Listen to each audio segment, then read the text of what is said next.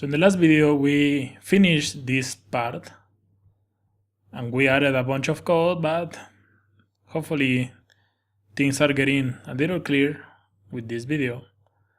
We're gonna start working with the section that we have here, or rooms.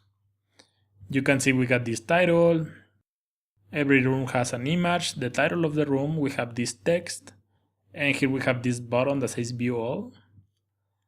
So let's open the code. And I'm gonna add another section, and the section is gonna be called, it's gonna have a class rooms, so we can target this with SASS, and another one called row, so we center this in the container. And let's add the text. We can see it says or rooms, so let's add h2 or rooms. Close this h2. I'm gonna make a little space right here, and I'm gonna add a div with the class large. I'm gonna change this to medium for columns. I'm gonna close this one, and we're gonna add 3 divs with the same width. So for example, you may add something like 1, copy this, paste, paste. You have 2 and 3, so we can save and reload. You can see we got our rooms, we got the 1, the 2, and 3.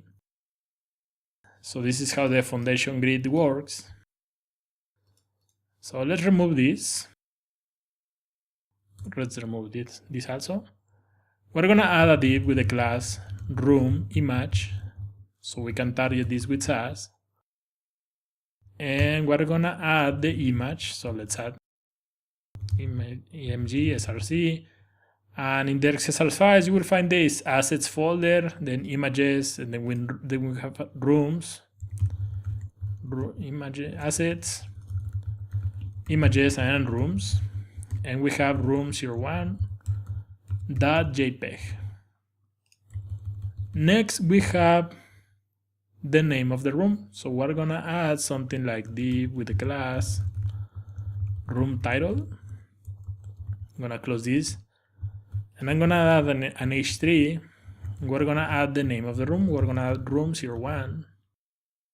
So you have this structure. The room image has this room title also and the image.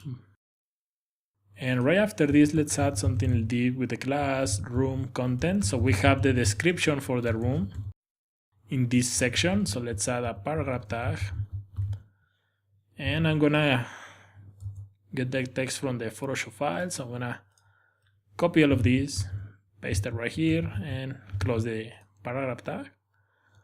You can add some comments so you know which div closes what. So let's add room image, and let's add something like medium 4. So you know that this this div is closing the medium 4. So let's save this and reload. And you can see we got this image, the name of the room, and we got the text. It's floated to the right because we only have 1. So let's copy this, copy, and paste it right here, and make another copy. So we have 3. So let's reload. You can see now we have the 3 rooms. We only have to change the name of the image and the name of the room. So let's add something like room02 and 2 right here, and 3 this part, and 3 right here. So let's save and reload. You can see we got room01, room02, and room03. Before we finish, let's add the bottom that we have here that says view all. And we're gonna add another div with the class row, and close this div, and we're gonna add an anchor tag with the class button, and we're gonna add the text view all, close this, and reload.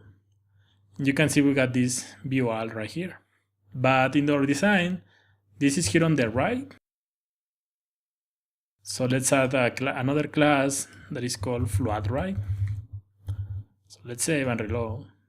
You can see that the view wall is taking place.